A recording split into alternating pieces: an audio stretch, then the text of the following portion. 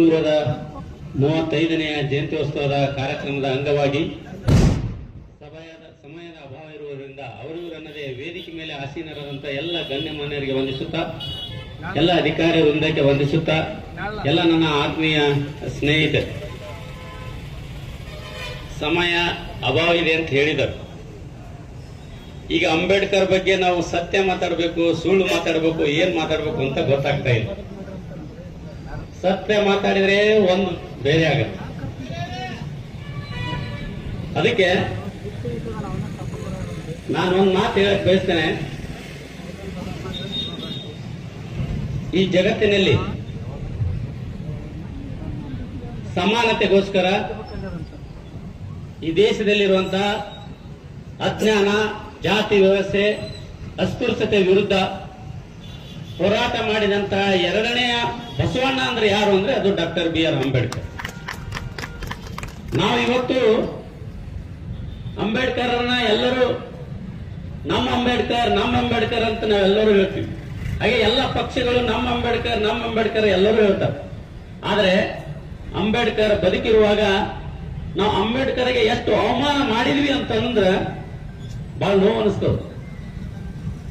ಇವತ್ತು ಅಂಬೇಡ್ಕರ್ ಕನಸು ಏನಾಗಿತ್ತಪ್ಪ ಅಂತಂದ್ರ ಈ ದೇಶದಲ್ಲಿ ಯಾರು ಅಸ್ಪೃಶ್ಯರಿದ್ದಾರೆ, ಯಾರು ದಲಿತರಿದ್ದಾರೆ, ಯಾರು ಬಡವರಿದ್ದಾರೆ, ಅವರೆಲ್ಲರಿಗೂ ಕೂಡ ಸಾಮಾಜಿಕ ನ್ಯಾಯ ಸಿಗಬೇಕು ಅನ್ನೋಂಥ ಒಂದೇ ಒಂದು ಉದ್ದೇಶದಿಂದ ಅಂಬೇಡ್ಕರ್ ಸಾಕಷ್ಟು ನೋವನ್ನು ಪಟ್ಟು ಅವರೆಲ್ಲ ಈ ಸಮಾನತೆಗೋಸ್ಕರ ಹೋರಾಟ ಮಾಡಿದಂತ ಮಹಾನ್ ವ್ಯಕ್ತಿ.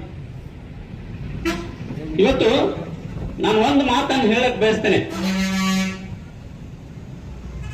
1927ರ ಸಮಯದಲ್ಲಿ ಬಹುಶಃ ಈ ದೇಶದಲ್ಲಿ ಯಾರಿಗೂ ಕೂಡ ಮತದಾನದ ಹಕ್ಕು ಯಾರಿಗಿತ್ತಪ್ಪ ಅಂದ್ರೆ ಕೆಲವು ಜನರಿಗಿತ್ತು. ಯಾರಿಗಪ್ಪ ಅಂತಂದ್ರೆ ಯಾರು ಆಸ್ತಿವಾನರಿದ್ದಾರೆ, ಯಾರು ಬ್ರಿಟಿಷರ ಕೈಗೊಂಬೆಯಾಗಿ ಕೆಲಸ ಮಾಡ್ತಾ ಇದ್ದಾರೆ, ಯಾರು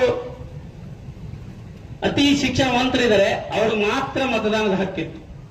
ಮಹಿಳೆಯರಿಗೆ ಕೂಡ ಮತದಾನ ಹಕ್ಕು ಇದ್ದಿದ್ದಿಲ್ಲ. ಇವತ್ತು ನೀವು ಕುಂತಿದ್ರಲ್ಲ, ಯಾರಿಗೂ ಕೂಡ ಮತದಾನದ ಹಕ್ಕಿಲ್ಲ.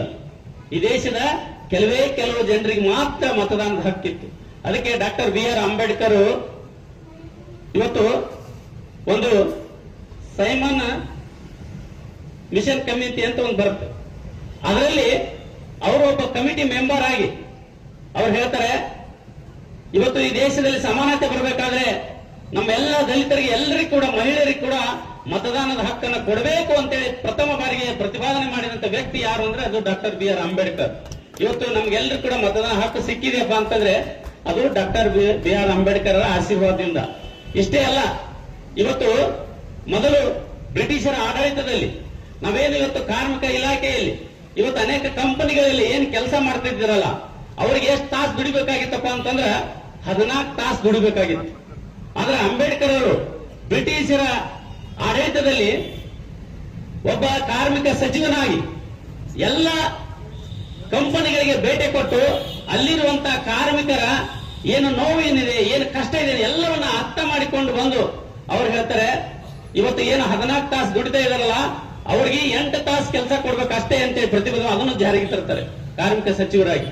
ಅಷ್ಟೇ ಅಲ್ಲ, ಅವರು ಇವತ್ತು ನಾವು ಹೆಣ್ಮಕ್ಳಿಗೆ ಏನು ಹೆರಿಗೆ ಆದಂತ ಸಂದರ್ಭದಲ್ಲಿ ಅವರಿಗೆ ಹೆರಿಗೆ ಭತ್ಯೆಯನ್ನು ಕೊಡಬೇಕು ಅನ್ನುವಂತ ಪ್ರತಿಪಾದನೆ ಮಾಡಿದಂತ ವ್ಯಕ್ತಿ ಯಾರು ಅಂದ್ರೆ ಅದು ಡಾಕ್ಟರ್ ಬಿ ಆರ್ ಅಂಬೇಡ್ಕರ್. ಇಷ್ಟೇ ಅಲ್ಲ, ಈ ದೇಶಕ್ಕೆ ನೀಲ ನಕ್ಷೆಯನ್ನ ತಯಾರು ಮಾಡಿಕೊಟ್ಟವರು ಯಾರು ಅಂದ್ರೆ ಡಾಕ್ಟರ್ ಬಿ ಆರ್ ಅಂಬೇಡ್ಕರ್. ಇಂಥ ಅಂಬೇಡ್ಕರ್ ಅವರಿಗೆ ನಾವು 1952ರ ಚುನಾವಣೆಯಲ್ಲಿ ಸೋಲಿಸಿದಂತ ಪುಣ್ಯಾತ್ಮರು ನಾವು. ಇವತ್ತು ಅವರ ಮಾಡಿದಂತ ದೇಶಕ್ಕೆ ಮಾಡಿದಂತ ಸೇವೆಯನ್ನ ಗಮನದಲ್ಲಿಟ್ಟುಕೊಂಡು ಅವತ್ತು ಅವರನ್ನ ಅವಿರೋಧವಾಗಿ ಆಯ್ಕೆ ಮಾಡಿ ಕಳಿಸಬೇಕಾಗಿತ್ತು. ಅದನ್ನ ನಾವು ಮಾಡಲಿಲ್ಲ, ಅವರನ್ನ ಸೋಲಿಸಿದ್ದೇವೆ.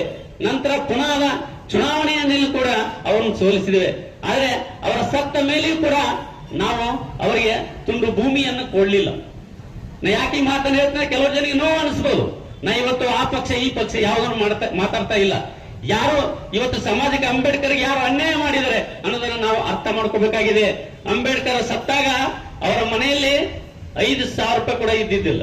5,000 ರೂಪಾಯಿ ಅವರಿಗೆ ಏನಪ್ಪಾ, ಅಂಬೇಡ್ಕರ್ನ ಡೆಲ್ಲಿಯಿಂದ ಮಹಾರಾಷ್ಟ್ರಕ್ಕೆ ಅವ್ರನ್ನ ಅಲ್ಲಿ ತಗೊಂಡು ಹೋಗ್ಬೇಕಾದ್ರೆ, ಅವರ ಶವವನ್ನು ತಗೊಂಡು ಹೋಗ್ಬೇಕಾದ್ರೆ ಅಲ್ಲಿ ಕೂಡ ಅವರಿಗೆ 5,000 ರೂಪಾಯಿ ಹಣವನ್ನು ಕೂಡ ಇದ್ದಿದ್ದಿಲ್ಲ.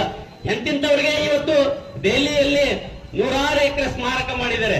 ಆದ್ರೆ ಅಂಬೇಡ್ಕರ್ಗೆ ತುಂಡು ಭೂಮಿಯನ್ನು ಕೊಡ್ಲಿಲ್ಲಲ್ಲ, ಇದು ನೋವಿನ ಸಂಗತಿ ಇವತ್ತು. ಯಾಕಂದ್ರೆ ಇವತ್ತು ಸತ್ಯವನ್ನ ಮಾತಾಡಬೇಕಾಗಿದೆ.